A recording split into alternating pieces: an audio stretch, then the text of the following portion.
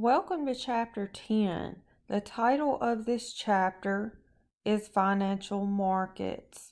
Section 1 is going to be about the role of financial markets and their key players. And the definition of financial markets is markets that transfer funds from savers to borrowers. Now, you as an individual and businesses can benefit from financial markets. And an example would be you can participate as a borrower when you go and get a credit card or take out a loan, a student loan or a car loan. You can also participate as a saver and an investor. So when you get a job and you save for retirement, or when you buy stocks. So this helps companies obtain financial resources so that these companies can meet payrolls, invest in new facilities, develop new products, and compete effectively in global markets. An example that I wanted to share with you is Zoom.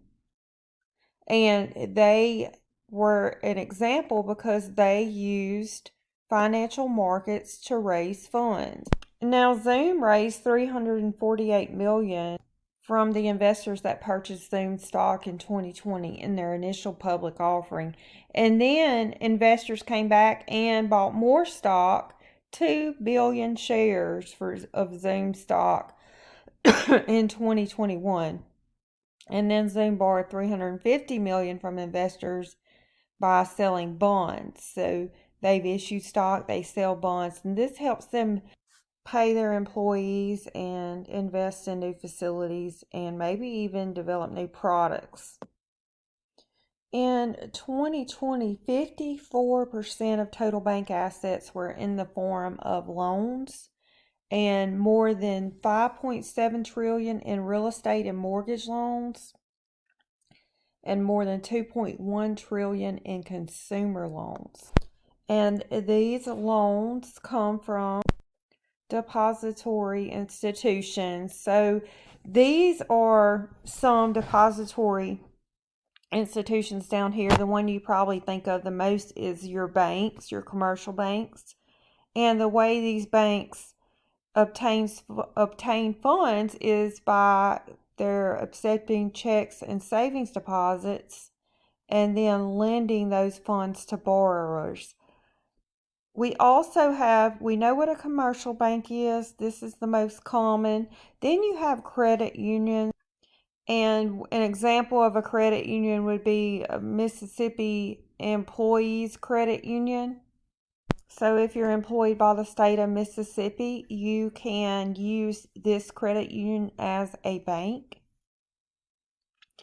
And there are different types of credit unions, and they're going to be open to the individuals who belong to that specific field of membership.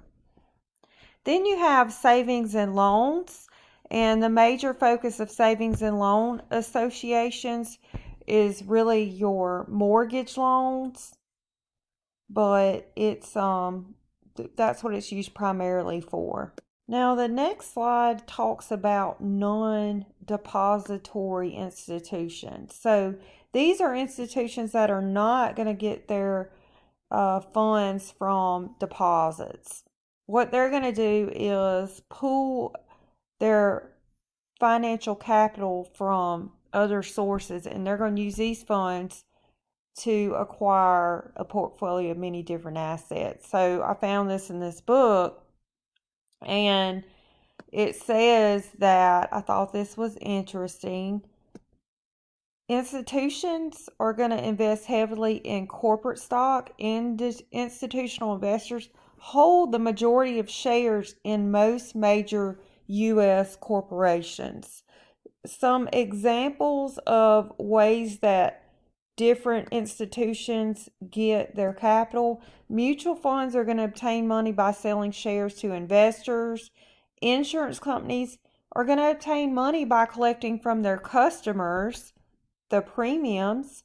And then retirement funds, they get their funds from their employees when their employees contribute to their retirement. security brokers, these act as an agent for investors that want to buy and sell their securities, and they make commission and they charge fees for their service. So they're kind of doing the work for their investors. And Charles Schwab has 6.69 trillion in client assets. And then Fidelity Investments is another. They have 8.8 trillion in client assets. And these are the two largest US security brokers.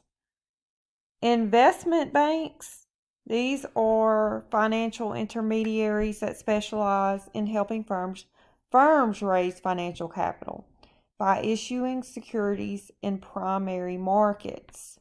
And many of today's investment banks aren't actually independent companies. Instead, they're typically divisions of huge bank holding companies that also own commercial banks. And for the end of this section, I want you to think about what type of financial institution do you use for spending, borrowing, and saving. You may have more than one, and you may have reasons for having more than one. But I want you to think about that. And if you don't have one of these yet, I encourage you to open up an account where you can start saving.